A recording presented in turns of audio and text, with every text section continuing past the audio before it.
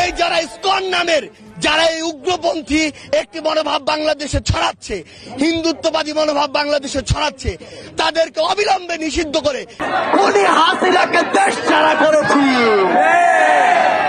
এমন ছোটখাটো কিছু জঙ্গি ইসকনকে দেশ ছাড়া করা আমাদের জন্য হাতের ময়দা। India has consistently and strongly raised with the Bangladesh government the threats and targeted attacks on Hindus and other minorities. সনাতনী সম্প্রদায়ের উপর সংগঠিত হামলার সাথে জড়িতদের দ্রুত চিহ্নিত করে আইনের আওতায় আনা হোক। It is unbecoming of a Prime Minister of a neighboring country to arrest a spiritual leader. He is not. একেই বলে চারদিক থেকে চাপে, এবং সেই চারদিক থেকে চাপে পড়ে এবার অন্তত প্রতিবেশী ভারতকে সন্তুষ্ট করতে নামলো বাংলাদেশের অন্তর্বর্তীকালীন সরকার। আমরা ইতিমধ্যেই দেখেছি যে এই চিন্ময় কৃষ্ণ দাস মহাপ্রভুকে গ্রেপ্তারের পর বাংলাদেশে যে অভূতপূর্ব পরিস্থিতি তৈরি হয়েছে, এবং তারপরে বাংলাদেশের বিভিন্ন ইউনিভার্সিটি, ইঞ্জিনিয়ারিং কলেজ, বাচ্চাদের স্কুলে যেভাবে ভারতীয় পতাকাকে অবমাননা করা হচ্ছে, এবং সেটা নিয়ে যেভাবে ভারতের তরফ থেকে গোটা পৃথিবীর মানুষের কাছে পৌঁছে গিয়েছে সোশ্যাল মিডিয়ায়, তাতে এবার বাংলাদেশ চাপে পড়েছে। এবং পরিষ্কার বাংলাদেশের অন্তর্বর্তীকালীন সরকারের প্রধান উপদেষ্টা মোহাম্মদ ইউনূসের প্রেস সচিব শফিকুল আলম ঢাকা থেকে এবার পরিষ্কার জানাচ্ছেন, না, যা যা ঘটছে সবই ঠিক নয়, কিছু কিছু ঘটনা ঘটছে এবং তারা নাকি ব্যবস্থা নেবার চেষ্টা করছেন, এমনই বার্তা দেওয়া হয়েছে মোহাম্মদ ইউনূসের অন্তর্বর্তীকালীন সরকারের তরফ থেকে। অন্যদিকে একেবারে একধার থেকে আমেরিকা, ব্রিটেন, ইসকনের তরফ থেকে এবং বিভিন্ন সংস্থার তরফ থেকে বাংলাদেশে কি কাণ্ডটা ঘটছে, যেখানে সংখ্যালঘু হিন্দুরা এবং অন্যান্য ধর্মের মানুষ অত্যাচারিত হচ্ছে, সেটা কিন্তু এবার পৃথিবীর মানুষের কাছে পরিষ্কার হয়ে গেছে। অন্যদিকে ভারত সরকার না চাইলেও এখনো ভারতের বিভিন্ন রাজ্য যেভাবে বাংলাদেশের সঙ্গে বাণিজ্য ইতিমধ্যেই বন্ধ করে দিয়েছে, তাতে বাংলাদেশের টনক নড়ারই কথা। আর কি হলো সবটা দেখাবো আপনাদের। এই প্রতিবেদন শেষ অবধি দেখুন। আমি মানব, দ্য নিউজ বাংলায় আপনাদের স্বাগত জানাচ্ছি। ভারতকে সন্তুষ্ট করতে আসরে নামলো বাংলাদেশ, তার অন্তর্বর্তীকালীন সরকার এবং প্রধান উপদেষ্টা মোহাম্মদ ইউনূসের প্রেস সচিব শফিকুল আলম পরিষ্কার জানাচ্ছেন যে ভারতের সঙ্গে উত্তেজনা বেড়েই চলছে, আমরা সেটা কমাবার চেষ্টা করছি। এই উত্তেজনা অনলাইনে, সোশ্যাল মিডিয়ায় কৃত্রিমভাবে ছড়ানো হচ্ছে। আমি ভারতীয় সাংবাদিকদের আমন্ত্রণ জানাচ্ছি, তারা এসে বাংলাদেশের পরিস্থিতি নিজের চোখে দেখুক, তারপরে লিখুক। আদৌ এত কিছু ঘটনা ঘটছে না, কিছু ঘটনা ঘটছে যেগুলো পুলিশ এবং প্রশাসন ব্যবস্থা নিয়েছে। কোন ধর্মীয় সংগঠন, ইসকনের মতন ধর্মীয় সংগঠনকে নিষিদ্ধ করা আমাদের লক্ষ্য নয়। আপনারা জানেন যে বাংলাদেশের অন্তর্বর্তীকালীন সরকারের তরফ থেকে কিন্তু বাংলাদেশ আদালতে যাওয়া হয়েছিল, এবং তারপর আন্তর্জাতিক চাপে অন্তর্বর্তীকালীন সরকারের তরফ থেকে বলা হয়েছে আমরা ইসকনকে নিষিদ্ধ করছি না। বাংলাদেশ আদালত সেটা শোনার পর বলছে যে সরকার যখন নিষিদ্ধ করছে না, তখন আদালতের বলার কিছু নেই। তার আগে ইসকনকে নিষিদ্ধ করার জন্য তারা আদালতে গিয়েছিল। শফিকুল আলম ঢাকা থেকে জানাচ্ছেন যে কোন ধর্মীয় সংগঠনকে নিষিদ্ধ করা আমাদের লক্ষ্য নয়, অর্থাৎ পিছু হটতে বাধ্য হয়েছে বাংলাদেশের অন্তর্বর্তীকালীন সরকার। ইসকন একটা আন্তর্জাতিক সংস্থা, তার পেছনে লেগে যে বাংলাদেশ কত বড় ভুল করেছে এবার সেটা তারা বুঝতে পারছে। এবং ইসকন তারা কিন্তু সরাসরি কোনো তাদের যারা আছেন মেম্বার, তাদেরকে সরাসরি রাজনীতি বা মঞ্চে ওঠে ভাষণ দেওয়া তাদের বিরোধী, এবং সেই জন্য তারা ইসকন থেকে চিন্ময় মহাপ্রভু এবং আরো 2-3 জনকে তারা ইসকনের সদস্য নয় বলে জানিয়ে দিয়েছে। কিন্তু যখনই এই চিন্ময় মহাপ্রভু, চিন্ময় কৃষ্ণ দাসকে গ্রেপ্তার করা হয়েছে, ইসকন কিন্তু তাদের পাশে দাঁড়িয়ে কিন্তু বক্তব্য দিয়েছে। এটা বাংলাদেশের পক্ষে অত্যন্ত, আন্তর্জাতিক দুনিয়ার ক্ষেত্রে বাংলাদেশকে একেবারে নড়বড়ে করে দিয়েছে। চিন্ময় কৃষ্ণ দাস তার গ্রেপ্তারের পর একেবারে লেটেস্ট আপডেট ইসকনের তরফ থেকে কি বার্তা দেওয়া হয়েছে শুনুন আপনারা। বাংলাদেশ সম্মিলিত সনাতনী জাগরণ জোটের মুখপাত্র এবং বাংলাদেশের নাগরিক হিসাবে চিন্ময় কৃষ্ণ দাস এদেশের সংখ্যালঘু সম্প্রদায়ের সুরক্ষার জন্য সরকারের প্রতি আহ্বান জানিয়ে আসছিলেন। একজন নাগরিক হিসাবে তার মত প্রকাশের স্বাধীনতা এবং অন্যদের সেই অধিকার রক্ষায় অনুপ্রাণিত করার অধিকার সুরক্ষিত হওয়া প্রয়োজন। তার প্রতি ন্যায়সঙ্গত আচরণ বাঞ্ছনীয়। দেশের নাগরিক হিসাবে চিন্ময় কৃষ্ণ দাস সহ সনাতনীরা ন্যায় বিচার পাওয়ার অধিকার রাখেন এবং তাদের প্রতি যেন কোনো ধরনের বৈষম্যমূলক আচরণ না করা হয়, সেই বিষয়টি আমরা জোরালোভাবে তুলে ধরছি। আমরা সরকার এবং সংশ্লিষ্ট প্রশাসনের কাছে দাবি জানাই, 1 নম্বর, সনাতনী সম্প্রদায়ের উপর সংঘটিত হামলার সাথে জড়িতদের দ্রুত চিহ্নিত করে আইনের আওতায় আনা হোক। চিন্ময় কৃষ্ণ দাস সহ সনাতনীদের নাগরিক অধিকার সংরক্ষণ করা হোক। ভারতের তরফ থেকেও বারবার কিন্তু মুখ খোলা হচ্ছে এবং বাংলাদেশকে আন্তর্জাতিক দুনিয়ায় চাপে রেখেছে ভারত অপেক্ষা করে বসে আছে যে এই বাংলাদেশের অন্তর্বর্তীকালীন সরকারকে যারা ক্ষমতায় এনেছে সেই আমেরিকায় কলকাঠিটা নাড়ুক। তার জন্য 20শে জানুয়ারি 2025 অপেক্ষা করতে হবে, কারণ সেদিন ডোনাল্ড ট্রাম্প আমেরিকার প্রেসিডেন্ট পদে শপথ নেবেন। তারপরে উনি সরকারের অবস্থা যে কি হবে সেটা বাংলাদেশে যারা এই ধরনের কাণ্ডগুলো ঘটাচ্ছে তারাও বুঝছে। ভারতের তরফ থেকে একেবারে নরমে গরমে কি বার্তা দেওয়া হচ্ছে এক ঝলক দেখুন আপনারা। India has consistently and strongly raised with the Bangladesh government the threats and targeted attacks on Hindus and other minorities.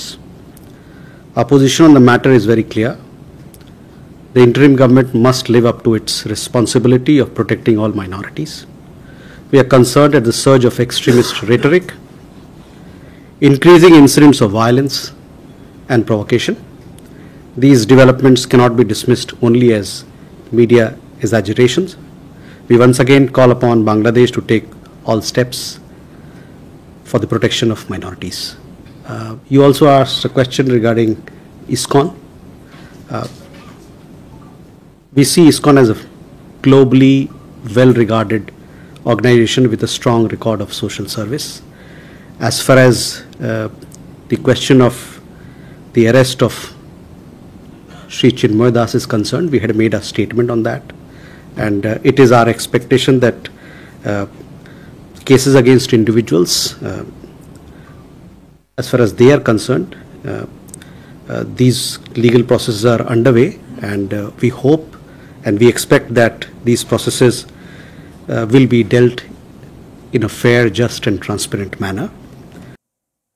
উপদেষ্টা যাকে বাংলার বিরোধী দলনেতা শুভেন্দু অধিকারী বলেছেন যে নাবালক উপদেষ্টা, এই নাবালক উপদেষ্টা ইসকনের বিরুদ্ধে সাধারণ মানুষকে খেপিয়ে তুলছেন।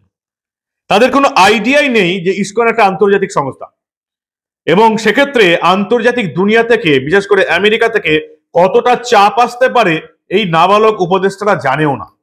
তাই এরা মানুষজনকে খেপানোর চেষ্টা করছে। কিভাবে খেপাচ্ছে দেখুন আপনারা। এই ক্ষেত্রে দৃষ্টান্তমূলক শাস্তি না হয় তাহলে এটি হবে সরকারের বিচার ব্যবস্থার ক্ষেত্রে অন্যতম একটি ব্যর্থতা। আমাদের জায়গা থেকে স্পষ্ট কথা, এই যারা ইসকন নামের যারা এই উগ্রপন্থী একটি মনোভাব বাংলাদেশে ছড়াচ্ছে, হিন্দুত্ববাদী মনোভাব বাংলাদেশে ছড়াচ্ছে, তাদেরকে অবিলম্বে নিষিদ্ধ করে বাংলাদেশের স্থিতিশীলতার জন্য, শান্তিপূর্ণ পরিবেশের জন্য তাদেরকে অবিলম্বে নিষিদ্ধ করতে হবে। সকল প্রেতাত্মাদেরকে বলে দিতে চাই, আমরা 16 বছরের উনি হাসিনাকে দেশ ছাড়া করেছি। এমন ছোটখাটো কিছু জঙ্গি ইসকনকে দেশ ছাড়া করা আমাদের জন্য হাতের ময়দা। এমনকি এর বিরুদ্ধে মুখ খুলেছে হাসিনা সরকারকে উৎখাত করার পর যাদের সবচেয়ে বেশি সুবিধা পাবার কথা ছিল সেই বিএনপি এবং জামায়াতে ইসলামী। তারাও কিন্তু এই ধরনের কোনো প্ররোচনা, এই ধরনের মারপিট, দাঙ্গা, মন্দিরে আগুন জ্বালানো, ভাঙচুর এই সবকে সাপোর্ট করছে না। এবং এই যে অন্তর্বর্তীকালীন সরকারের উপদেষ্টারা যেভাবে উস্কানিমূলক মন্তব্য দিচ্ছে সেটাও কিন্তু বিএনপি এবং জামাত হাসিনা সরকার উৎখাতের পর যাদের সবচেয়ে বেশি সুবিধা পাওয়ার কথা ছিল তারাও সাপোর্ট করেনি। ইসকনকে নিষিদ্ধ করা বিএনপি এবং জামাত সাপোর্ট করেনি। বিভিন্ন হিন্দু ধর্মস্থানে, মন্দিরে এই হামলা বিএনপি এবং জামাত সাপোর্ট করছে না, কারণ তারা চায় নির্বাচন। এবং অন্তর্বর্তীকালীন সরকারের তাদের কাছে একটাই দাবি ছিল 3 মাসের মধ্যে নির্বাচনটা করা। কিন্তু অদ্ভুতভাবে অন্তর্বর্তীকালীন সরকার, তাদের প্রধান উপদেষ্টা নির্বাচন করতে রাজি নন। বাংলাদেশ সংবিধানের বিরোধিতা করেও তারা নির্বাচনটা বন্ধ করে স্টপ করে রেখেছেন। এর জন্যই খেপে গেছে বিএনপি এবং জামাত। বিএনপি এবং জামাত একযোগে বলেছে যে কোন রকম ধর্মীয় সংগঠনকে, কোন রকম রাজনৈতিক দলকে আমরা নিষিদ্ধ করার বিরুদ্ধে, এবং যে কোনো যা ঘটনা ঘটছে এই অন্তর্বর্তীকালীন সরকারের উচিত পুরোটা কিন্তু দমন করা। আমরা যে কোনো ধরনের, যে কোনো রাষ্ট্রের পতাকার অবমাননা করার 100% বিরোধী। অর্থাৎ বাংলাদেশে যে ইঞ্জিনিয়ারিং কলেজ বা অন্যান্য বাচ্চাদের স্কুলে যেভাবে ভারতের পতাকা, ইসরায়েলের পতাকা অবমাননা করা হচ্ছে, তার বিরোধিতা করেছে বিএনপি এবং জামাত। ফলে অন্তর্বর্তীকালীন সরকার কিন্তু এই নিয়েও যথেষ্ট চাপে আছে। ধর্মগুরু রবিশঙ্কর তিনি মুখ খুলেছেন এবং তার বক্তব্য ইতিমধ্যেই কিন্তু আন্তর্জাতিক দুনিয়ায় পৌঁছে গেছে। কি বললেন ধর্মগুরু রবিশঙ্কর, দেখুন আপনারা। It is unbecoming of a prime minister of a neighboring country to arrest a spiritual leader. He is not taking weapons, he is not taking guns, he is caring for his people. He is just standing up for their rights and want government to hear the atrocities that is being happening on the minorities there. And arresting a religious priest is not going to do any good to them or to the people or to the country or even the image of Bangladesh. We expect much more from Professor Muhammad Yunus, who has got Nobel Peace Prize for bringing peace and security to people, and that's why he has been put there as a Prime Minister. We will not expect him to take such action which would further create more tension between the communities and fear. So we request the government of Bangladesh to please take care of their minorities, control the radical elements that ransacking your own country and its image. ভারতকে সন্তুষ্ট করতে মুখ খুলল বাংলাদেশে Mohammad ইউনূসের press সচিব শফিকুল আলম। কেন সন্তুষ্ট করতে হচ্ছে ভারতকে? কারণ এমনিতেই ব্রিটেনের সংসদে এই নিয়ে কথা উঠেছে, আমেরিকা প্রচন্ড চাপ সৃষ্টি করেছে। এবার এই ভারতবর্ষ থেকে যে সমস্ত রাজ্যের সঙ্গে বাণিজ্য হয়, এবং আপনারা জানেন যে বাংলাদেশ পুরোপুরি বাণিজ্যের জন্য ভারতের মুখাপেক্ষী। একেবারে নিচু তলায় যদি দেখেন, চাল, ডাল, আলু, পেঁয়াজ, ডিম, এই 5টা অত্যাবশ্যকীয় পণ্য যদি দুদিন বন্ধ হয়ে যায়, তাহলে এই বাংলাদেশের লোকগুলো খেতে পাবে না। এবং এখানে ভারত সরকার যেখানে বলছে যে আমরা কোন রকম বাণিজ্যে বন্ধের বিরোধী, এখনো ভারত সরকার এরকম কোন ড্রাস্টিক বড় স্টেপ বাংলাদেশের বিরুদ্ধে নেয়নি। বাংলাদেশকে নরমে গরমে সাবধান করেছে, কিন্তু বাণিজ্য বন্ধের কোনো কথা এখনো ভারতের বিদেশ মন্ত্রকের তরফ থেকে বলা হয়নি। কিন্তু ভারতের সঙ্গে যেসব রাজ্যগুলো ব্যবসা বাণিজ্য, ভারতের যে রাজ্যগুলো বাংলাদেশের সঙ্গে ব্যবসা বাণিজ্য করে, সব কিন্তু এখন আপাতত বাণিজ্য বন্ধ হয়ে গেছে। ত্রিপুরা বন্ধ হয়ে গেছে, বাংলা বন্ধ হয়ে গেছে। পশ্চিমবঙ্গের সঙ্গে বাংলাদেশের বাণিজ্য বন্ধ হয়েছে, তার আলাদা কারণ আছে। তার কারণ হচ্ছে এই বাংলায় আলু এবং পেঁয়াজের দাম বৃদ্ধি হয়েছে, তাই মুখ্যমন্ত্রী মমতা বন্দ্যোপাধ্যায় এই মুহূর্তে পশ্চিমবঙ্গ থেকে কোনো দেশে বা অন্য কোনো রাজ্যে আলু বা পেঁয়াজের বিক্রি বন্ধ রেখেছেন। কিন্তু এটাতেও সবচেয়ে বেশি এফেক্ট করেছে ওই বাংলাদেশকেই। কিন্তু অন্যদিকে ত্রিপুরা যেটা দেখতে পাচ্ছি, বা এই যে আসামের বিভিন্ন জায়গা থেকে যে বাণিজ্যগুলো হতো, টোটাল বন্ধ হয়ে গেছে। সমস্ত জিনিসপত্র বাংলাদেশে পাঠানো বন্ধ হয়ে গেছে। ফলে প্রমাদ গুনেছে বাংলাদেশ, এবং সেই জন্যই প্রধান উপদেষ্টা ইউনূসের প্রেস সচিব শফিকুল ইসলাম ঢাকা থেকে বার্তা দিচ্ছেন ভারত সরকারকে। একদিকে যেমন তাদের উপদেষ্টারা খেপাচ্ছেন, তাদের দেশের রাজনৈতিক দলগুলো অন্তর্বর্তীকালীন সরকারের বিরুদ্ধে, ওদিকে আমেরিকা ব্রিটেনে ঝড় উঠে গেছে হিন্দুদের উপর অত্যাচারের কারণে, এবং সেই কারণে আপাতত ভারতকে সন্তুষ্ট করতে সবচেয়ে বেশি কাজ শুরু করলো বাংলাদেশের এই অন্তর্বর্তীকালীন সরকার। অন্যদিকে হাসিনা সরকারের উৎখাতের পর যেভাবে হিন্দুরা আক্রমণ হচ্ছিল হিন্দুদের উপর, সেটা কিন্তু অব্যাহত, এবং এর বেশিরভাগটা হচ্ছে চট্টগ্রাম কেন্দ্রিক, অর্থাৎ যেখানে হিন্দুদের সংখ্যা এখনো বেশি আছে। 27-28% থেকে এমনিতেই দেশটাতে হিন্দু 3 থেকে 4% এসে গেছে। বাংলাদেশ যতদিন না হিন্দু শূন্য হচ্ছে বাংলাদেশে, ততদিন এরা এভাবেই চালিয়ে যাবে। এবং শুক্রবারেও দেখলাম, এই শুক্রবারে জুম্মার নামাজের পর দেখলাম আমরা এখানে বেশ কিছু জায়গায় হরিশ্চন্দ্র মুন্সেব লেনের শান্তনেশ্বরী মাতৃ মন্দির, শনি মন্দির, শান্তনেশ্বরী কালীবাড়ি, অন্যদিকে লোকনাথ মন্দির, বিভিন্ন জায়গায় ভাঙচুর চালানো হলো। যেটা আবার এই যে বললাম বিএনপি এবং জামাত চাইছে না, তাহলে এই ভাঙচুরটা কারা করছে? বাংলাদেশের অন্তর্বর্তীকালীন সরকার, তাদের পুলিশ এবং সেনা এই ভাঙচুরটা কিছু দেখছে। এবং এবার যেখানে ভাঙচুরটা হলো সেখানে কিন্তু 90% হিন্দু। যেখানে এই মন্দিরগুলো ভাঙা হলো শুক্র এবং শনিবার। এমনিতেই চিন্ময় কৃষ্ণ দাসকে গ্রেপ্তার নিয়ে বাংলাদেশের অন্তর্বর্তীকালীন সরকার যথেষ্ট চাপে আছে। আরো একটা বড় ঘটনা ঘটেছে এখানে। নিরাপত্তার খোঁজে ভারতের পথে 54 জন ইসকন সদস্য বনগাঁ সীমান্তে বাংলাদেশ বর্ডারে তাদেরকে আটকে দেওয়া হয়েছে। তাদের কাছে বৈধ পাসপোর্ট আছে, ভিসা আছে, কিন্তু তাতেও ভারতে তাদের ঢুকতে দেওয়া হয়নি, কারণ বাংলাদেশের তরফ থেকে বলা হচ্ছে বাংলাদেশের ইমিগ্রেশন পুলিশ তাদেরকে আটকে দিয়েছে। এবং পরিষ্কার সেখানে বলা হয়েছে যে ইমিগ্রেশনের আধিকারিক ইমতিয়াজ আহসানুল কাদের ভুঁইয়া পরিষ্কার জানাচ্ছেন যে ইসকন সদস্যদের কাছ থেকে বৈধ পাসপোর্ট, ভিসা থাকলেও বিদেশে যাওয়ার জন্য অর্থাৎ ভারতে যাওয়ার জন্য তাদের প্রয়োজনীয় বিশেষ সরকারি অনুমতি ছিল না। অর্থাৎ ইসকনের সদস্যদের এবার ভারতে আসতে হবে বাংলাদেশের অন্তর্বর্তীকালীন সরকারের অনুমতি নিয়ে। পাসপোর্ট এবং ভিসা থাকলেও তারা ভারতে আসতে পারবে না। এবং ইমিগ্রেশন কর্তারা বলছেন যে প্রায় 70 জন ইসকনের সদস্য তারা এই বর্ডার দিয়ে ভারতে যাওয়ার চেষ্টা করছেন, প্রত্যেকেই আটকে দেওয়া হয়েছে।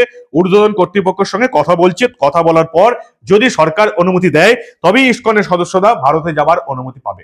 অদ্ভুত কাণ্ড। বাংলাদেশের নিরাপত্তা নেই, জীবনের নিরাপত্তা নেই, তারা ভারতে আসতে চাইছে, তাদেরকে ভিসা এবং পাসপোর্ট থাকা সত্ত্বেও আটকে দেওয়া হয়েছে। এবং এই সবচেয়ে যেটা ভারতে যেটা সবাই যেটা খেপে উঠেছেন, এই যে বিভিন্ন জায়গায় ইঞ্জিনিয়ারিং কলেজ থেকে শুরু করে বাচ্চাদের স্কুল থেকে শুরু করে বিভিন্ন জায়গায় ভারতের পতাকা এমন ভাবে রাখা হয়েছে যাতে সেই পতাকার উপর পা দিয়ে মানুষজন যায়। এবং এখানে তসলিমা নাসরিন কবি তিনিও লিখছেন যে এটা যারা করছে তারা একটা বিকৃত সুখ পাচ্ছে, এটা দেশকে আরো পেছিয়ে দেবে।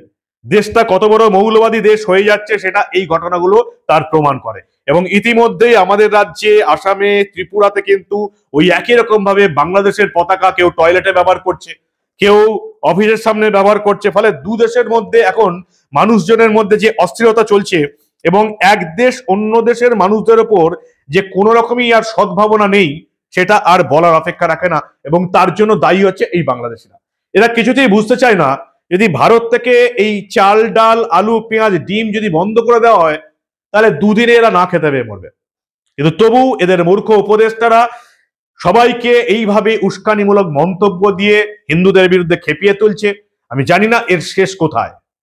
20 জানুয়ারি 2025 ট্রাম্প সরকার শপথ নিচ্ছে এবং তারপরে ইউনুস সরকারের আর কোনো ক্ষমতা যে থাকবে না, কারণ তাদিকে বাংলাদেশের সিংহাসনে আমেরিকায় বসিয়েছে, এটা ইউনুস সরকার স্বীকার করে দিয়েছে। আপাতত 2025-এর 20 জানুয়ারির দিকে সবাই তাকিয়ে।